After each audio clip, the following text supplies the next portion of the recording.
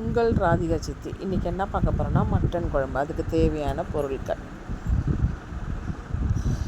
குக்கரை வச்சுட்டு, நான் இன்றைக்கி குக்கரில் தான் மட்டன் குழம்பு வைக்க போகிறேன். குக்கரை வச்சுட்டு எண்ணெய் நல்லா ஹீட் ஆனவுடனே பட்டம், லவங்கம், கிராம்பு, சோம்பு இதெல்லாம் போட்டுக்கணும். நல்லா வாசனையாக வரும். நல்லா வாசனையாக பொரிஞ்சு வர ஸ்டேஜில் வெங்காயம் கட் பண்ணி வச்சுருக்கோம்ல, அதை சேர்த்துக்கணும்.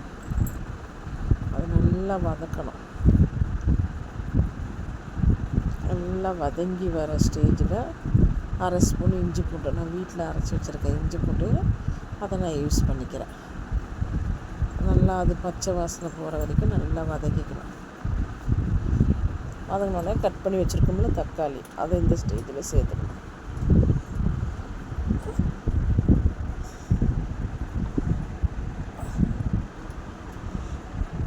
இப்போ தக்காளி நல்லா வதங்கி வரணும்.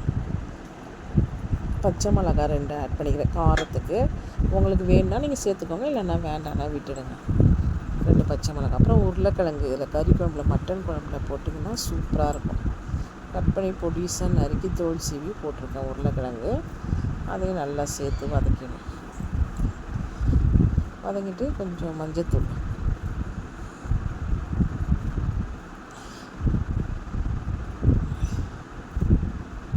போட்டால் அது வர வதக்கிடணும்.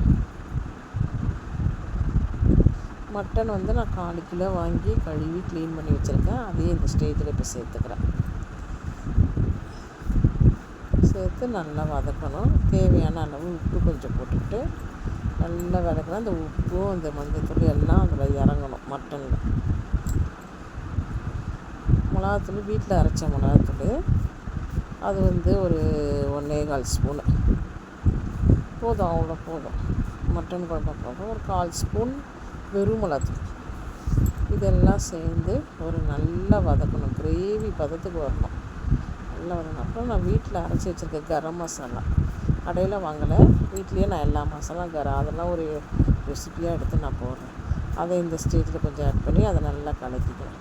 நல்லா கிரேவி பதம் வந்தோன்னே 1.5 டம்ளர் தண்ணி கறி வேகிறதுக்கு கலக்கிட்டு குக்கர் மூடியை போட்டு நம்ம மூடி ஒரு 5 விசில்.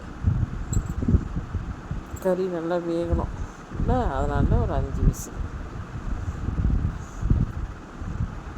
இது வெந்து வர ஸ்டேஜில் தேங்காய் அரைச்சி ஊற்றிக்கணும். அப்போ நல்லாயிருக்கும். தேங்காய், கசகசா, சோம்பு இது 3 சேர்த்து மிக்ஸியில் நல்லா கட்டியாக அரைச்சிக்கணும். அரைச்சிக்கிட்டோன்னா இதை நம்ம அப்படியே ஆட் பண்ண வேண்டியதான். அதில் ஒரு 3 ஸ்பூனாக எடுத்து குழம்பு. இப்போ குக்கரை ஓப்பன் பண்ணியாச்சு. நல்லா வெந்துச்சுடுங்க. வாசனையாக இருக்குதுங்க மட்டன் குழம்பு. எண்ணெய் பிரிஞ்சு மேலே வந்துருச்சா, இந்த ஸ்டேஜில் நான் தேங்காய், கசகசா, சோம்பு அரைச்சி வச்சுருக்கேன்ல, அதை இதில் சேர்த்துக்கணும். 3 நல்லா கலக்கி விடணும். கலக்கி விட்டு நல்லா கொதித்து வரும். ஒரு கொதிக்கு வச்சாலே போதும். ஒரு கொதித்தோடனே சுவையான மட்டன் குழம்பு ரெடி. நல்லா டேஸ்ட்டாக இருக்கும்.